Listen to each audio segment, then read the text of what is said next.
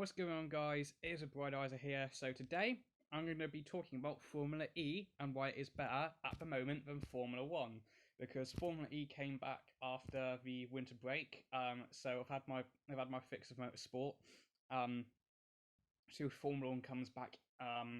Well, the first race is in March. Pre-season testing is in February. So yeah, I'm here to talk about why Formula E at the moment is better than Formula One.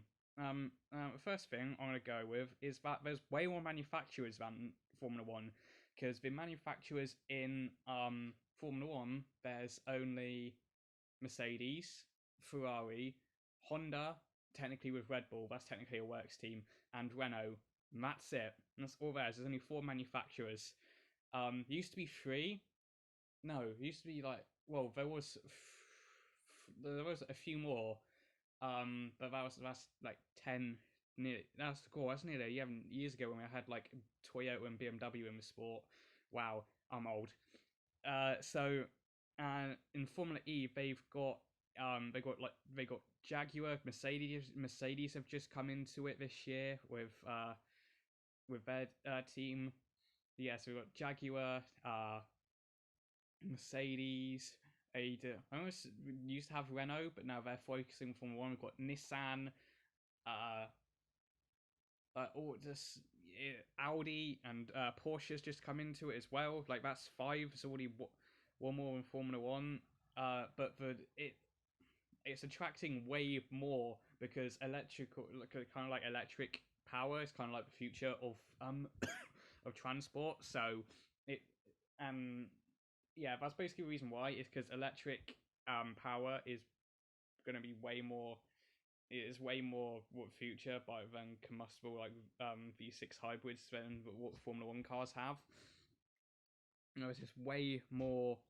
Um, it was way more manufacturers, and I think probably more will probably be on the way. I imagine. Oh, for another one, BMW's in it as well. Now, so yeah, basically, I've mainly because, and also because Formula One is a very expensive sport, and it um, takes a lot of money to fund a Formula One team. Uh, yeah, that's one reason. Um, Number two is that the races most of the time are really unpredictable because with Formula E, all the chassis, I think most of the chassis is the same apart from the powertrain, which is the electrical engine. Pretty much all the same. You know, anyone on the Formula E grid has a chance to win. Aside from probably, I'd say even the Neo team because they are like the bottom, like the very bottom. They're like what Williams were in 2019. They are the Williams of Formula E, which is really really hard for me to say because I do like Williams, especially the history they have in Formula One. Anyway, like some races, like the last one, which was in Santiago, that was great. Didn't know who was going to win that until like probably like the last lap of like the last like two sectors when Gunther put a move on. I can't remember who was in second place. It might have been Mitch Evans. I can't remember.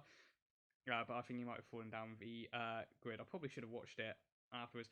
Like the first race, the first ever Formula E race, had a car going in the air and flipping upside down.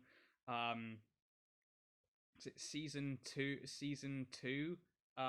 final race where Buemi and Degrassi had to basically fight for fastest lap because whoever got fastest lap got a point. And that was like what the other needed to beat. That's what Buemi needed to win the championship back. I think it was a couple of points. I can't remember. So yep, that's another what like racing in Formula E is really really good. They just need to if they added just like actual circuits and not street circuits because that is the problem with Formula E is the street circuits. They're street circuits. So yeah, apart from like um the Berlin E Prix, which races on an airfield, which is really really cool. So yeah, closer racing. well, apart from Neo, obviously. And also, they also have the attack mode as well, which is basically you have to go kind of like how do I put that? It's kind of like people liken it a lot to like Mario Kart in a way. Like when you get a mushroom, like you get like you have to go like off the usual racing line. Yeah, you have to go off the usual racing line. Make sure you hit all three sensors to activate the attack mode, and boom, play it strategically, and you can overtake the guy in front of you. I think because they also have fan boost, which no, I don't think anyone's a fan of fan boost, which is basically I get what they're trying to do with attracting, giving people an influence on the race, but it doesn't work because I think most of the time Stoffel Van Dorn wins that one. Like he always gets fan boost, and it's a kind of and it's kind of a toss up between like all the other ones.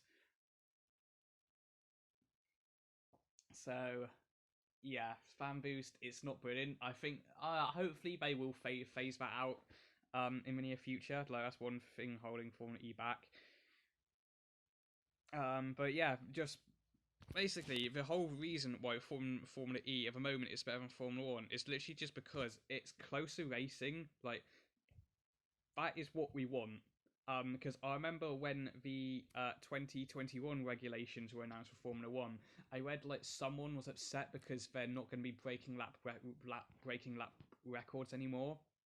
No one in Formula One gives a shit about lap records. What we want to see is drivers going wheel to wheel, like all throughout the race, every corner of every lap. We just want to see wheel to wheel racing, and that's it. That's what I want. That's what I watch for Formula One. I watch for racing. I don't give a shit about breaking lap records or like the only records I do care about is Michael Schumacher's records, which are really in danger at the moment. But I'll save that for another video. Um, so yeah, I don't give a shit about like lap records and all that. Ask a majority of Formula One fans will say we just want closer racing. We want anyone to be able to have a chance to win. That's it. That's all Formula E is. Closer racing. No, and also you do get a lot of argy bargy in Formula E, especially with the new Gen 2 car, which was in place which came in season 5. There's a lot of argy bargy, and stewards, I'll give them credit, in Formula E, they are very lenient towards that. I'll get into that stage in Formula One, but you know, Formula One's a very different. But Formula E and Formula One, they're similar in ways and very different in other ways. So yeah, that is my video on why Formula E is better than Formula One. More manufacturers, it's closer. It's just closer racing is the main problem. But I'd love to see more manufacturers in F1. Um, like I don't know, BMW, just like just like anyone, because I'm very surprised. I think probably 2021 might attract after like maybe like after a year or two of the 2021 regulations, people, you know, other manufacturers might think about coming into Formula One because they are supposed to be like standardizing like parts of like how you make the engine, like there's no special materials and all that, and also the financial regulations as well.